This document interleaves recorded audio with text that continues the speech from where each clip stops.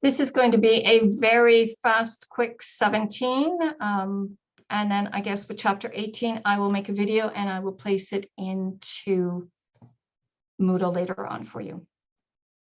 Because we're running out of time. We've only got 12 more minutes. Okay, chapter 17, managing global human resources. Basically looking at the challenges of international business that HR has. Examples of how inter-country differences affect HRM. Describe the main methods for staffing globally. Important issues to keep in mind in training, appraising, and compensating international employees. Differences and similarities in employee engagement around the globe.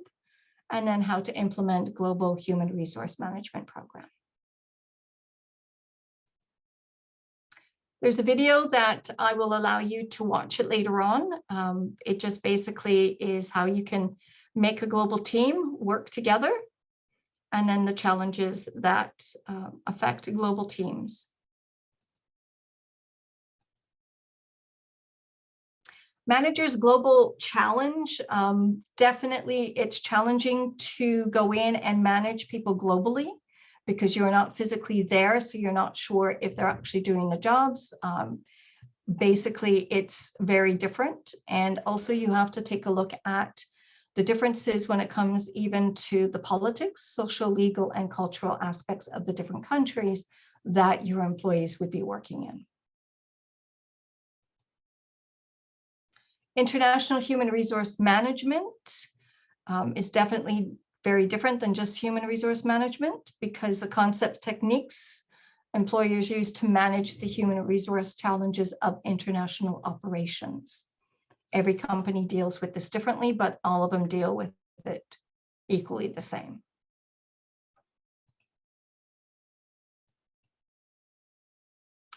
So activities between inter-country differences, managers have to adapt their human resource policies and practices to the countries in which they're operating.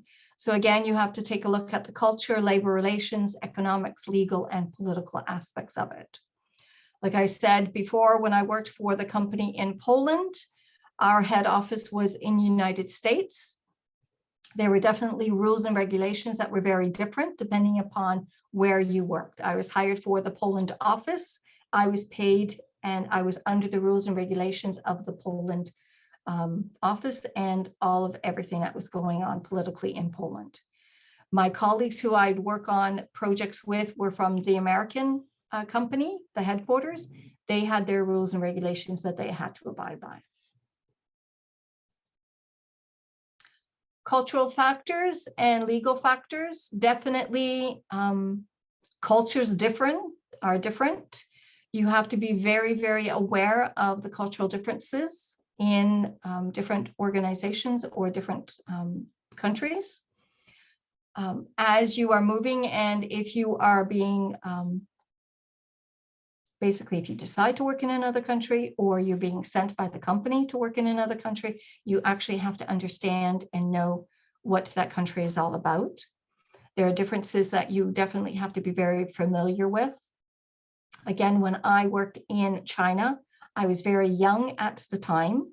I was only 30 years of age.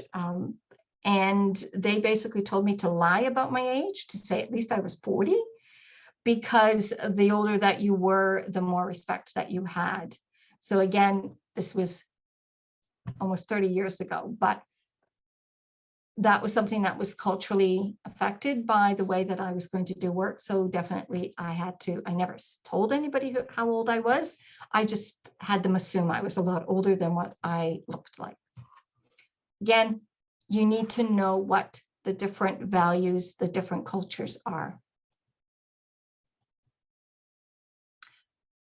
There is a really nice video. It's a funny video that I'll allow you to watch later on. It's about HSBC. As you know, it's a bank, and it has banks all over the world in many different countries. And it basically shows the differences for personal space and different ideas different things that you may not know about, but it could offend somebody in that particular country. So allow you to watch that later on when I post it in Moodle.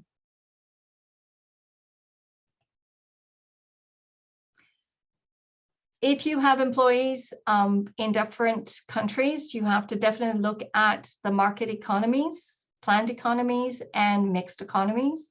So with the market economies, sort of like United States, governments play a relatively restrained role in deciding what will be produced and sold at what prices. So they don't really tell you as much.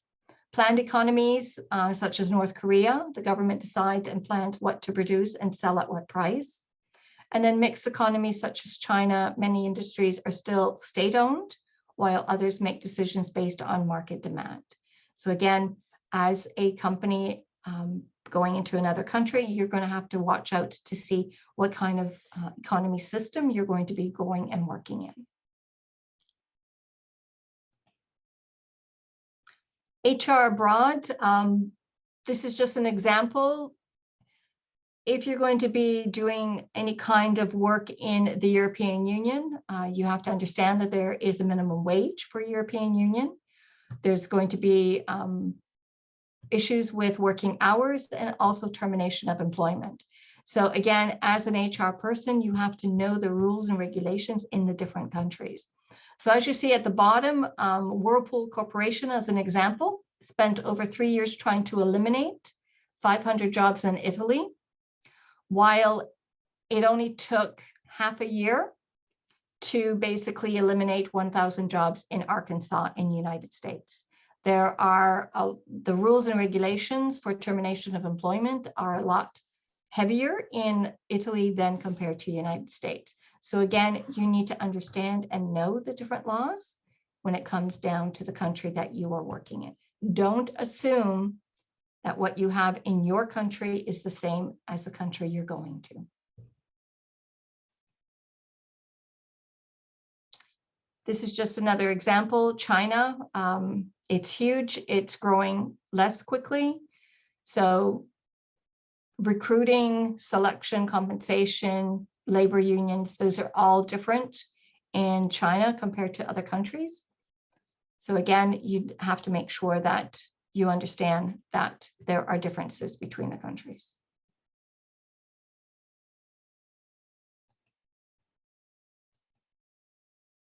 Staffing the global organization, international staffing, do you want home or local? So expatriates, which are called expats, these are citizens of the countries in which non-citizens of the country that they are working for or working in. So when I worked in the Middle East, when I worked in United Arab Emirates, I was considered to be an expat. I was working there, but I was not a citizen of that country. Parent home country nationals, citizens of the country in which the multinational company is headquartered. So this is home country where when I worked at General Motors, I was a citizen of Canada, so I worked for the multinational company that was headquartered there. Locals, host country nationals, citizens of the country in which employees are working. So when I worked in United Arab Emirates, all the nationals who were working, the Emiratis, they were the citizens of the country. They are considered to be locals. And third country nationals are citizens of a country other than the parent or host country. So again, I was sort of considered the third national because I was not a citizen of the country that I was in before. So different ways of understanding where you can hire people, expats who are coming in, you're hiring them for that specific job, or you are hiring people that are in the country already. Internalization stage, values, and staffing policy. Make sure that you have and understand what the policies are when you're going into another country. Ethnocentrically oriented company is a company tends to staff its positions abroad with employees from its headquarters. So again, this is where if a company is going into another country, they are taking their employees from their company that they're headquartered in and putting them into that country. And they're working out of that place. Polycentric company is staff positions abroad with local or host country employees. So if a company decides that they're going to open up in another country, they will go in and hire people from that country to work in that office. Global company aims to attract the best candidates globally. When I worked in Dubai, I was hired globally. The company went out and they had advertised the positions, and then we were interviewed, and then we were hired and then brought into the country. So the company was more global that way. Expats versus locals, again, depending upon what the company wants to do they want to have more international staff, or do they want to have local staff? Another solution for staffing your businesses in other countries, commuter solutions involving frequent international travel, but no formal relocation. So you might go in and send somebody to another country for 1 month, but they are not transferring, they're not doing a formal relocation. They're only there for a certain amount of time and then they come back. Another way of staffing is moving business processes such as manufacturing or call centers abroad, thus having local employees abroad do jobs that the firm domestic employees previously did in-house. So the company that I worked for in Poland, the main company was in the United States. This company was selling education.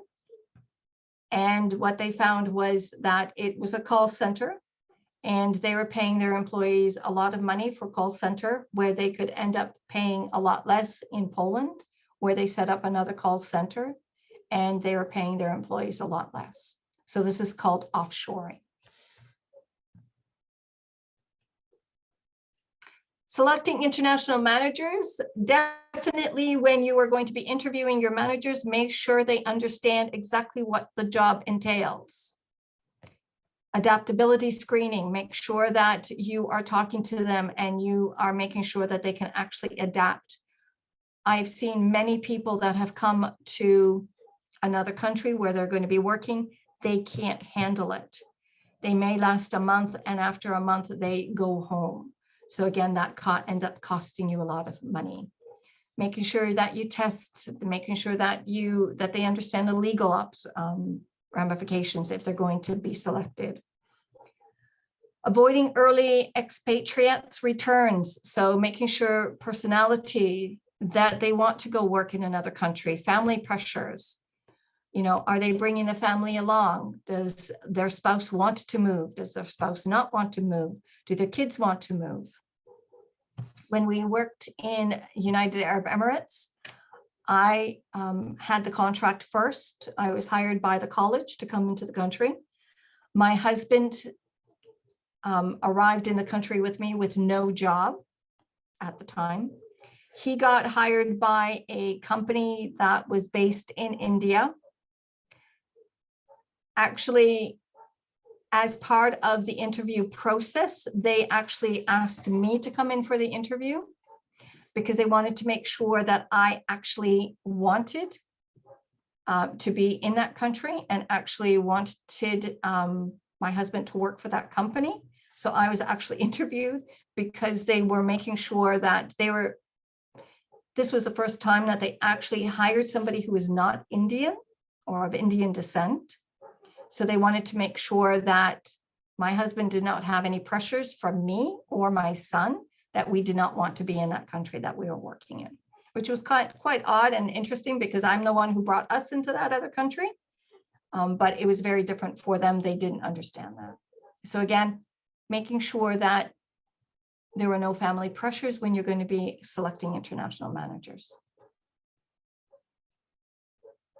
Training and maintaining employees on international assignments. Make sure that they go through pre-departure training, understanding what they have to do when they get there, what are the differences, setting up bank accounts, whatever it is. Make sure there's ongoing training. Make sure there's ethics and code of conduct, because again, if somebody's going to another country, they may not understand and know what are those codes of conduct or the ethics that are behind it. When I was sent by the college in Canada to China, I went through training, several months of training before I actually got to China. I went to China before it actually opened up. So I had to understand all of the ramifications when it came to what I could do, what I could not do, how should I act, what it meant to have hot running water, what it meant not to have hot water. I had to be introduced to all of those so that I understood that once I walked into the country, so that I didn't have a culture shock. Performance appraisal of international managers, making sure that you understand that a manager in your home country is very different than a manager in an international country. So cultural differences. Who does the appraisal? Is it you or a manager that's in the country? Adapt criteria to the local job. The job might be different. Weigh the evaluation toward the on-site manager's appraisal. So again, when I was in the Poland office, I had a manager in the United States that I reported to continuously every day. And she also evaluated me, but I also had the HR director also evaluate me, who was in the Poland office. So again, and then they basically discussed it to make sure that I was on the right track. So again, you need to understand and know how you should be evaluating your employees and managers also. Compensating managers abroad, make sure that you are including foreign service premiums, the incentives, hardship and allowances, mobility premiums. When I worked for the Middle Eastern country, for that company in Dubai, my travel expenses were all paid for. I was given a place to stay that was all paid for, the apartment that I wanted. I was also given money to set up my home there. And also all the education that my child would have to go through private schools was also paid for. So again, you have to make sure that you're compensating your employees when you are having them work in another country.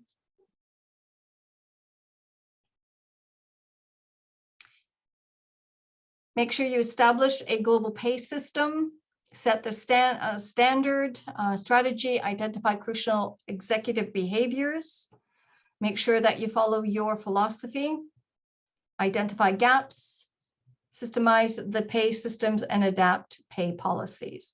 So again, you'll have to do a lot of legwork, as we call it, investigation and research before you can actually put together a global pay system. You have to understand that what a person is making in another country may affect how they are going to be living in another country. When I started working for the office in Poland, my friends asked me, am I getting paid US rates or am I getting Polish rates? Because I was hired by the Poland office, I was getting the salary of the Polish office. I had colleagues that were from the United States. They lived in the United States. They were sent on assignment to Poland, to the Poland office. They were still getting paid their US salaries, but they were working in Poland. So again, you have to look at what and where you're having. Is it a short term or is it a long term that you're paying, or is it somebody who's local that you're hiring through the local configurations? Training and maintaining employees abroad, making sure that you're constantly in relationship with them, that you're constantly having training. So again, if unions are involved, then unions have to negotiate. Safety abroad, protecting international assignments, employees and international travelers. When I was also traveling, I was given travel insurance on health, because again, my health system could have been just for the Poland office, but when I traveled to the United States, they ended up paying for my travel insurance, making sure that I'm protected.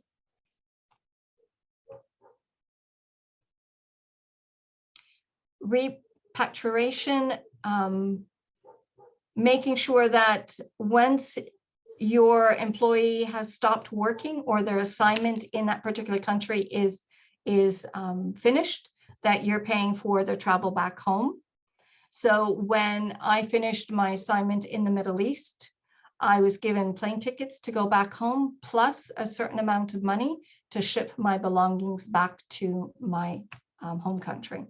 So again, you have to have all of these in place, and also understand that you have to hire the right person, because it's going to cost you money sending them and then sending them back in a short period of time.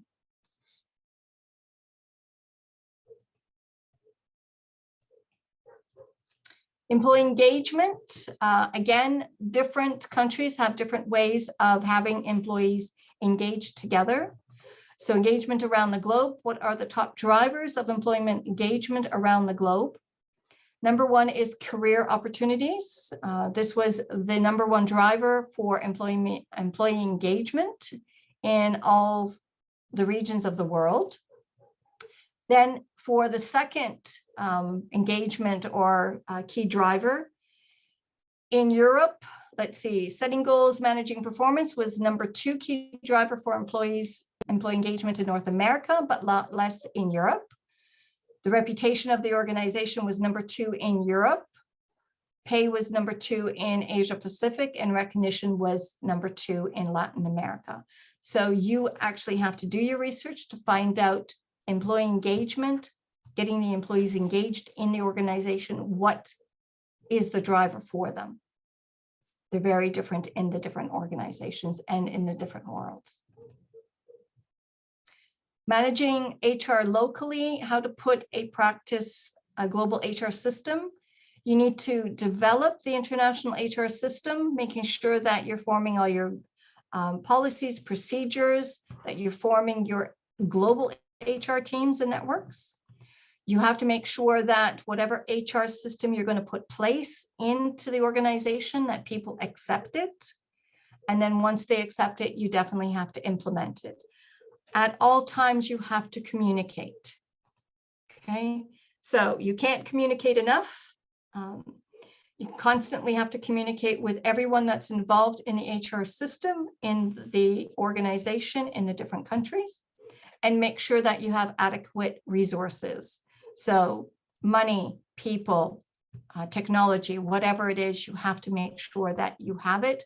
Otherwise, it's not going to work if you're going to implement a global HR system. That is chapter 17.